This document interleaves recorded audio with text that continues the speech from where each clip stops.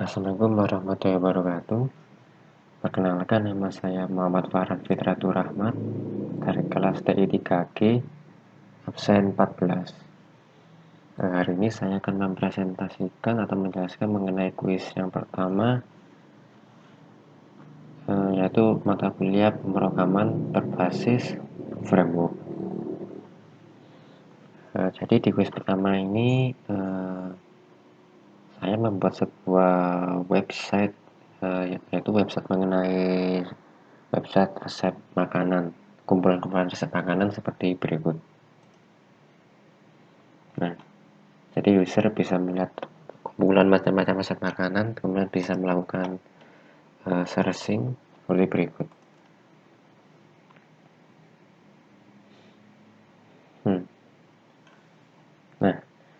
Nah, di sini saya menggunakan React.js, kemudian Bootstrap yang keempat, kemudian saya menggunakan React Hooks, kemudian saya menggunakan API public, yaitu API resep makanannya sendiri, yaitu di sini saya mengambilnya yaitu di developer.edamam.com.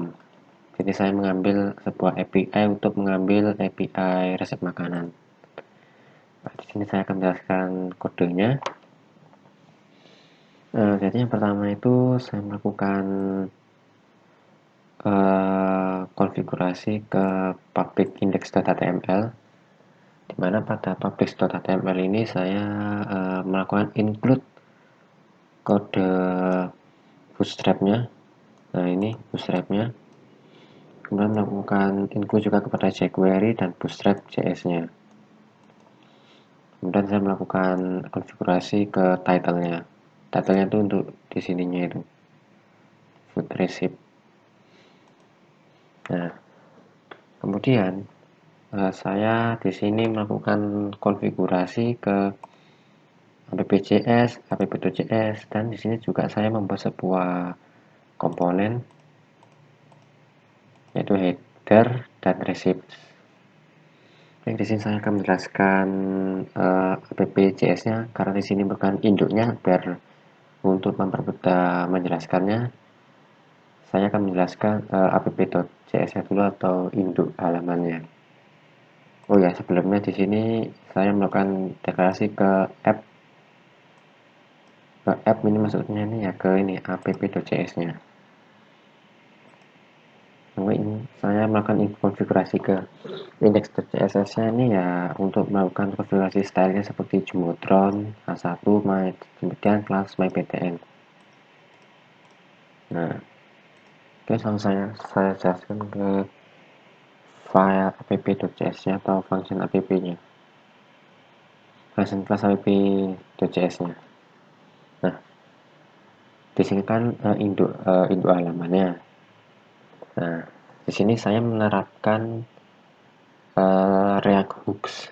Nah, seperti biasanya kan menggunakan kelas komponen, nah, tapi di sini bukan function. Itu bisa disebut menggunakan React Hooks. Nah, di sini saya mendeklarasikan state-nya. Kalau di kelas komponen itu seperti ini. Nah, bentuknya itu seperti ini, state.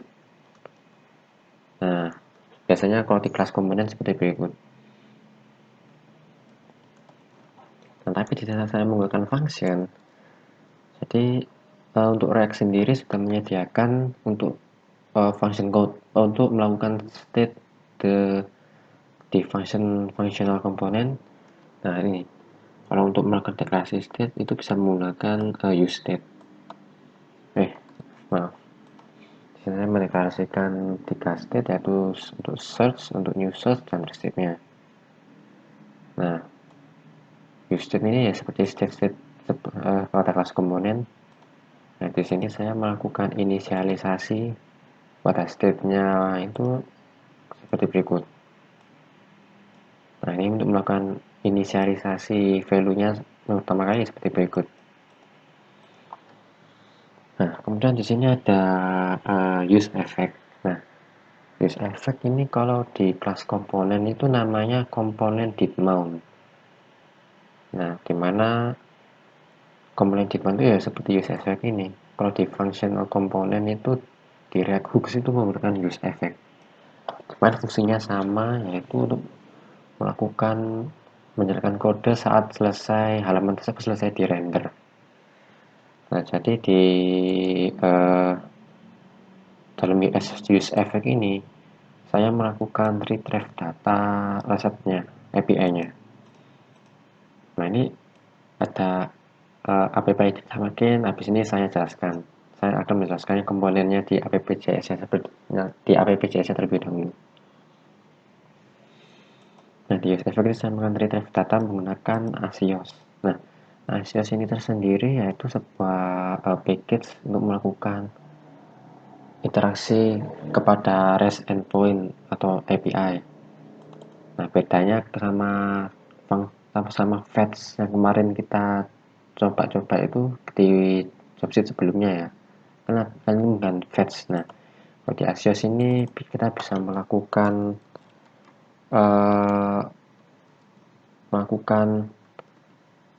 post, put, dan delete dengan mudah.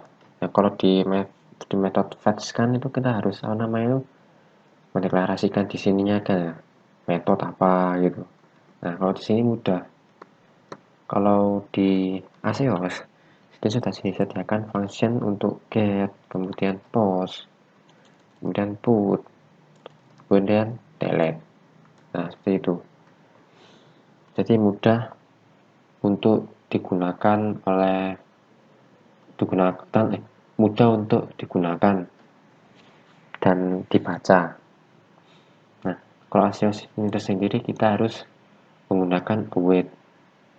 Karena apa? Karena Axios ini berjalannya secara asinkronus. Nah, kalau menggunakan asinkronus, ini asin kan? Kita beri asin, nah kita harus melakukan await. Kalau nggak ada awaitnya ya nanti antri. Kalau bisa disebut antri prosesnya. Nah, makanya kita harus menggunakan await. Nah, kemudian ini ada set recipes. Nah, set recipes ini ya saya memanggil ini state-nya di set recipes ini. Ini itu seperti set state.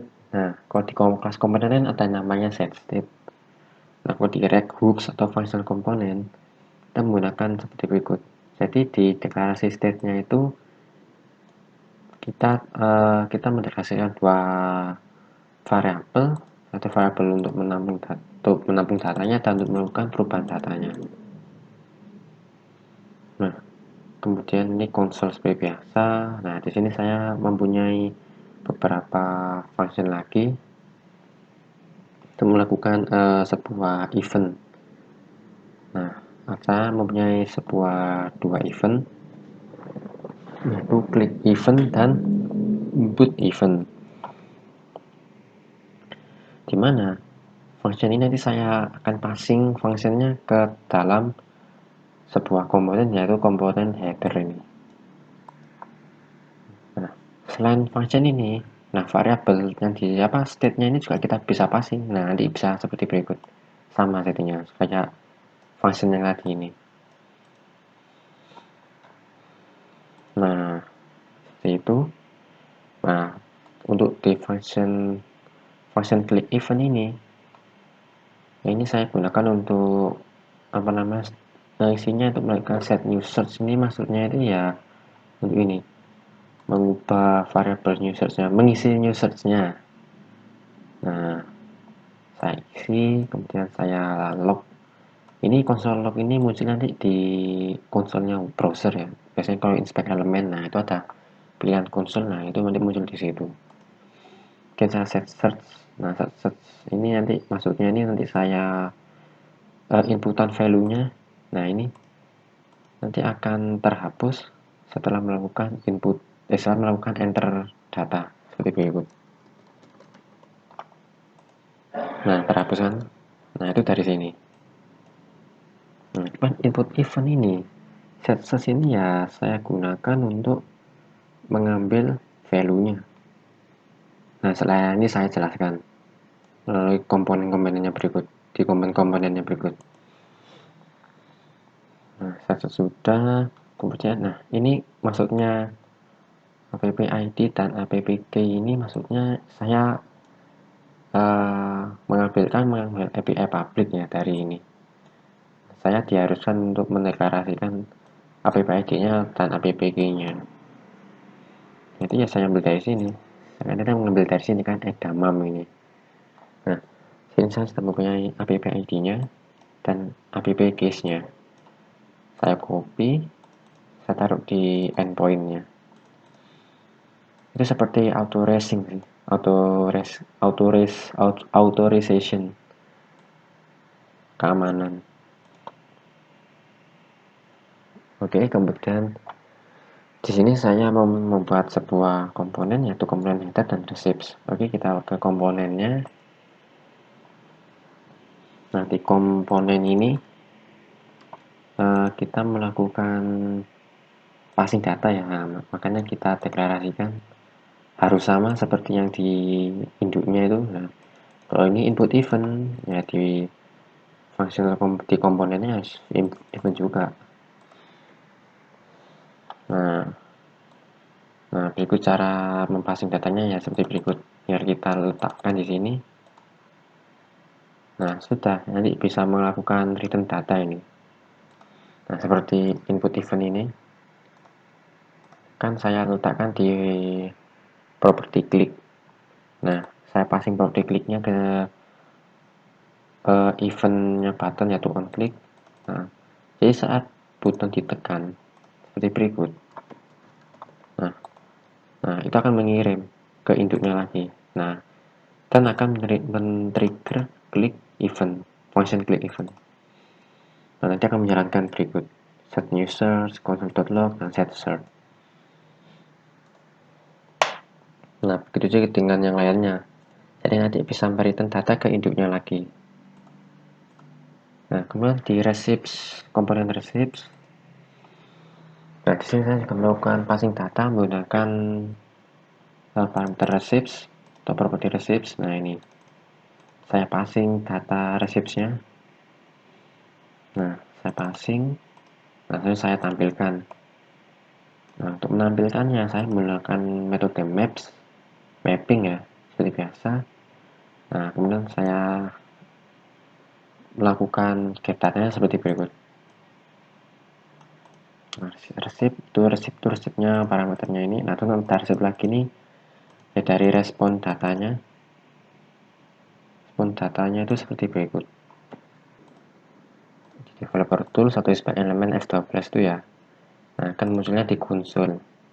Nah, ini untuk kita lihat. Ini dan untuk resip pertama ini objek pertama nih ya resip parameternya ini. Kemudian untuk yang kedua ini objek kedua itu ya diambil dari sini. Nah, diambil dari resip. Nah, resip ini. Kemudian untuk objek ketiga itu image atau label. Nah, itu dari sini. Nah, ini di dalamnya resip kan ada properti lagi. Ya, ini ada properti image dan label. Nah, seperti itu. Kemudian saya melakukan retrieve data untuk komposisinya atau ingredientnya.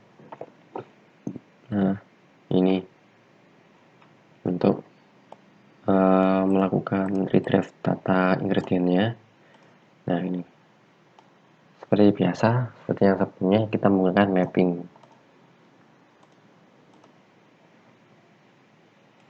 Oke, kemudian di sini untuk package-nya saya menggunakan Asios, Asios. Dan untuk Regdom, Regscript, dan Webvital ini sudah otomatis dari React-nya saat kita melakukan create project React.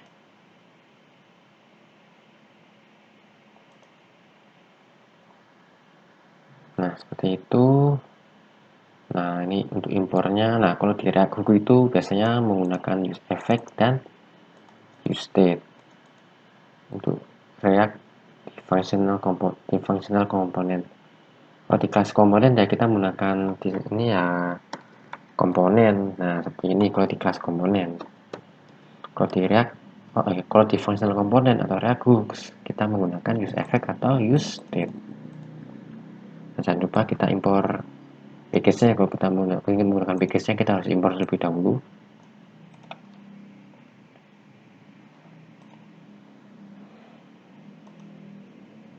Nah, baik, cukup sekian dari saya. Mohon maaf bila ada kesalahan. Wassalamualaikum warahmatullahi wabarakatuh.